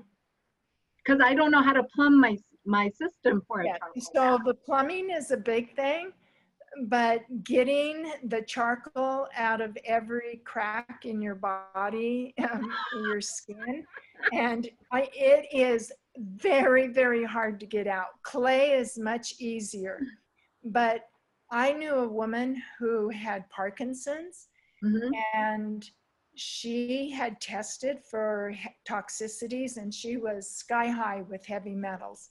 And she talked to, it was Dr. Phil. He's a naturopath, like in North Carolina. And he told her to do a charcoal bath, the consistency of peanut butter. Yeah. Wow. And so they plumbed a bathtub specifically for it, so it would drain out in the woods. Mhm. And it took about 25 pounds of charcoal per bath. And she had enough money that she could do the blood test before and after her bath. And it markedly brought down her heavy metal load. So that's one thing, but you know, most people can't afford doing that. Right. I worked with a reconditioning center up in Washington in Republic, Martin and Janelle Klein. And they did charcoal baths, but it wasn't routine. What they do and what they recommend that's very effective, and they know it by testing, urine testing, hair testing. They do the charcoal poultice over the kidneys one night, and then they do a charcoal poultice over the liver the next night. So they alternate it. And in 6 months, Interesting. That's a great idea. and that's cheaper and simpler, you know, and they would test every 6 months, and everybody that they do that with, the heavy metals come down. So That plus taking it internally, I think that would be very helpful. that would work. That would work. So the question was liver and kidney charcoal poultices. That would be overnight. You can do these poultices. That would in be 7 overnight. hours. That would be overnight. Would that eliminate iron? Somebody's asking. I don't think so, no. I don't know about iron. You know, I would have to look it up. Charcoal doesn't bind everything, and I'm not sure that it would bind iron. I don't think so. I don't think so. I found a portable foldable bathtub online for about $23. Maybe I'll order one. I'm already running my hoses outside to do laundry so I could run a bath and let it run out on the lawn. Yes. I guess that's an idea. Yeah. You know what else works that's not quite as messy as charcoal? Dead sea salts. Dead sea salts help pull heavy metals out of the body. Interesting. I have some of those. I have some. I think you have to be careful with these charcoal and clay and that kind of thing, because when I took baths at my other place, it did tend to do stuff to the fiberglass finish, or you know, something, and so it didn't look so good. So you just have to be aware that your bathtub may not look so good afterwards. The charcoal poultices are every night. I'm trying to remember their protocol. Like they did it for 2 weeks straight. You could also, safe thing to do would be like 5 days on, 2 days off, 5 days on, 2 days off, for 3 weeks, and then give yourself a 2-week break in between. And then also watch and make sure you're not getting Herxheimer's reactions, you know, detoxing. Detox reactions. Yeah. So someone's asking, where's a good place to do this? I guess they mean like, where is a good place to do a heavy metal detox? Do you know of any good places? My friends in Republic do it. What are their names? Martin and Janelle Klein. Oh, are they what's the name of their place again? I can't remember right off. And they're in Republic, Washington. I think I've heard Republic, yes. So do they specify in doing like heavy metal detoxes? If that's what you need, yes. You know, they're just kind of broad spectrum. Okay. So, and someone's asking about mercury in your teeth. I would absolutely get them removed, but make sure you go to a dentist that knows what they're doing. There's a dental association. It's like IA OMT or something like that. Yes. And you want to get someone that they recommend, because a lot of dentists will say that they do it safely, but they don't all do it. You don't want to have it all done at once. So you do. Yeah. You I do think it it's IAOMT dentist, and you can watch on YouTube. You can watch what your teeth look like when you have mercury in them. There are people like Dr. Chester Clark in Arkansas. People apparently fly from all over the country to go see him to get their mercury removed. And the other thing is that you don't want to just get it removed, because when you get it removed, you're being exposed to high levels of mercury too. Right. So you'll want to have charcoal on hand. You'll want to have, you know, some kind of detox protocol in hand before you start that process. So my brother runs a wastewater treatment system, and to renew his license, you know, every 2 years, he has to go do certification and continuing education. And a number of years ago, one of the lectures that he was attending, they were talking about heavy metals in our water supply. And the number one heavy metal is mercury, that we have problems with. And you know what the number one source of the mercury in our water supply is? What is it? People brushing their teeth. Wow. Because when you brush your teeth, you're braiding those mercury fillings, and it causes the release of mercury, and you spit it out in the sink, and then that goes into your wastewater. And that's the number one source of mercury in our water system. I wonder how they figured that out, but that's really, really interesting. But when you look at that, there's somebody put it, that IAOMT. I put that there, IAOMT. If you get on their website, they'll show you they have an extracted tooth with a mercury filling. They call it a smoking tooth. The smoking tooth. And that's exactly what happens when you eat your food. Right. Anytime that your teeth, Especially hot food. Hot foods, yes, it's grinding, brushing your teeth. And that mercury's being released into your sinuses, into your brain, but it gets into your digestive organs. There's also a picture of a sheep, and I think they put 4 mercury fillings in it. And then they waited 6 weeks and took a scan, and they saw where the mercury's deposited, and it's in the digestive organs, the liver, the kidneys, the gut. Somebody said, would you recommend doing a root canal? And if not, what is the natural solution? Ooh, that's a controversial thing. Even when I spoke with Dr. Chester Clark, you know, years ago, I think he's changed his opinion over the years and stuff, but that's a huge subject.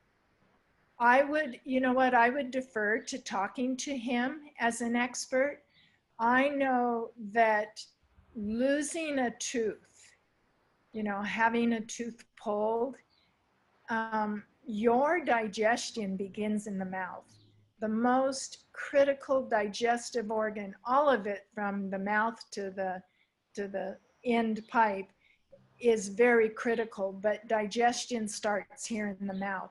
And if you do not have good dentition, you're gonna fight good digestion. So I am a witness to this. I had no occlusion between my back teeth for a few years. Anyways, with the TMJ issues, it'll affect your blood sugar levels. It will affect your ability to walk. It affects so many things. And so I am a witness to that. I just want to say, you guys, we have 10 minutes before we're done here. And I think this is the thing that I do want to address here before we go is this, okay? See, we've been talking about a lot of different things, and people just looking at our program, people are going to be like, you know, are these people like conspiracy people, and they just believe everything that's out there? And, you know, I just want to address this issue of how we go about navigating our way through all of this information, and how we know what is information and misinformation and that type of thing. How are we going to address that? You have any thoughts for people? You know, Joyce, that's a good way to end, but not with 10 minutes. That would have been its own subject, right? Yes, yes. So at least we're aware of that, so that we're, you know, like we're just at least aware of that. Okay, yes, so, but I just did a talk. Well, I do a series called The Throne Room Under Siege. And the throne room is our frontal lobe. And that's the target that Satan's after, is to capture our frontal lobe, because that's where we're going to be sealed. And so this whole issue really comes down to what's going to be happening with our brain. But so in that series, I do the physiology of sin, the physiology of victory, and physiology in the latter rain. And oh, Dr. Diane, we have to do this because someone wants to know about the whole sanctuary thing and everything. That's another yes, subject that people want to know about. So. We do another program just about that. Oh, because God gave us the health message specifically to prepare a people for the close of probation, to Amen. prepare us to receive the latter rain, to prepare us to receive Christ our righteousness, and to tell others, to share others. And so God has a very specific way of healing. He's our creator. He made our body. He gave us things in nature. And so in our world today, we just live in a system that's total chemical. And we have this idea of science, and that medicine is good science, but it's not good science the way God outlines it.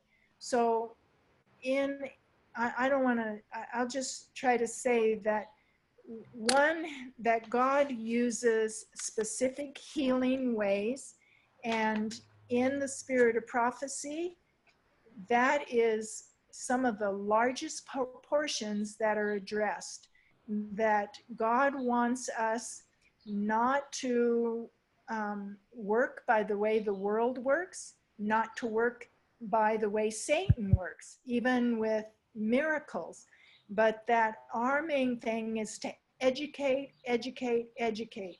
How does the body work? How does digestion work? Why is it wrong to eat between meals?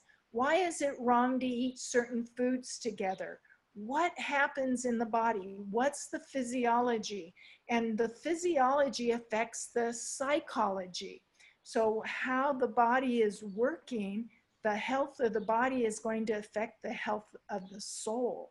So I think that knowing God's parameters and having an experience with natural remedies that work in line with the way God heals, the immune system that he gave us, is the most incredible miracle you will ever see. Amen. And I know Mercy and Joyce, that's why you keep doing what you're doing. Amen. Yes, absolutely. Yeah, you know, I was just thinking that perhaps we should do a program just on the principles of the spirit prophecy, and go one by one and dissecting everyone. And you know, because you know, we want to be sure that we're true to God and we're faithful to God, you know, following all the principles, because that's a real thing, right? Yeah, let's do that. We can do another webinar that is specifically for what the spirit of prophecy has to say about things that add, I think, a lot to science, because science hasn't caught up yet. And so that's the amazing thing. So, and before we leave, I just want to share with people God's Healing Way. So this is a book on natural remedies by Marianne McNeilan. And then this is by Agatha Thrash, Home Remedies. You can get this online. And you can also get God's Healing Way in Spanish. And people had questions on food combinations. Spirit of Prophecy does say it's for best health that we want to avoid eating fruits and vegetables together.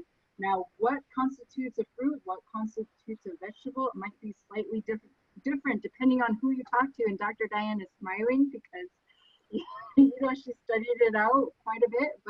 But I think those are kind of the rules. We'll have to do this again. We have 5 minutes now.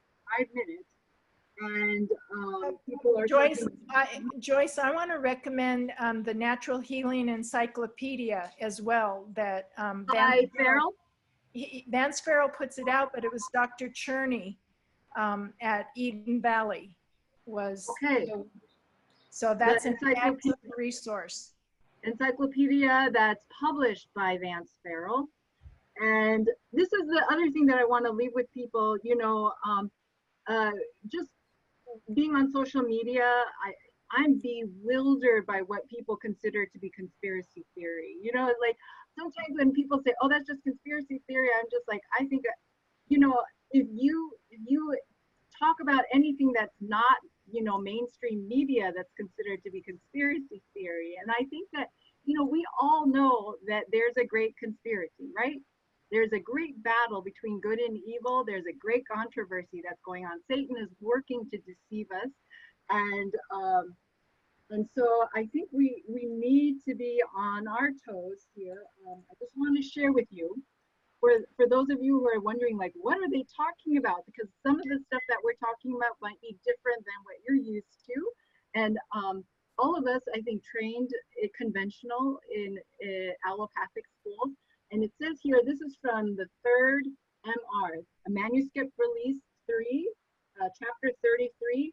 It says this about allopathy. Allopathy is conventional medicine. It says, but in no case are you to stand, as do the physicians of the world, to exalt allopathy above every other practice, and to call all other methods quackery and error. For from the beginning to the present time, the results of allopathy have been made a most objectionable showing. There has been loss of life in your sanitarium because drugs have been administered, and these give no chance for nature to do her work of restoration. Drug medication has broken up the power of the human machinery, and the patients have died. Others have carried the drugs away with them, making less effective the simple remedies nature uses to restore the system.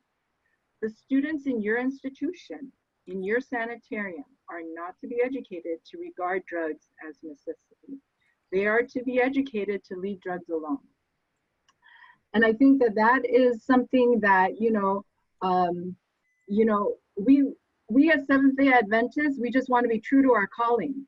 We want to get good at treating these conditions with the remedies that God has given to us, and that he's given to everybody freely. Everybody has a chance at all of it, right? Because you don't have the expensive medications doesn't mean that you don't have a chance. You have a chance just as much as anybody else. And God has a way for every single one of us. It does not matter what our circumstances. God has a way. That is what we want to leave with people. Amen. Amen. Thank you. That was, you know, I guess we just have 3 minutes left, and so what are we having next Sabbath? Next Sabbath, we're going to be speaking with a medical missionary he has I think the only lifestyle center in Malaysia. His name is David Pham. And I would highly recommend this for any one of you, because if anybody would have thought that they couldn't do anything for the Lord because they were, you know, kind of failures or whatever, I think it would have been David Pham, from the way that he tells his story. And it's pretty miraculous what God has done in his life and at his lifestyle center, Anon. And so he's going to be sharing with us this next Sabbath. And then after that is going to be Greg. He's going to be talking about the omega of apostasy, and we're going to be talking again more about current events and Bible prophecy and these types of things. And then after that is Jason Morgan going to be sharing with us about Daniel chapter 12. So I'm going to try to do more current events, because it seems like lots of people are interested in that. So that'll be in September. Hopefully Gregory can share with us. Okay, awesome. Thank you. I think we had to do another program on natural remedies and follow up with that too, because it seems that there's a lot of interest in it. So let's try to do another one of those in September, huh? Yeah, let's do it, because there's some questions we just didn't have time to answer. So maybe, yeah, that'll be great.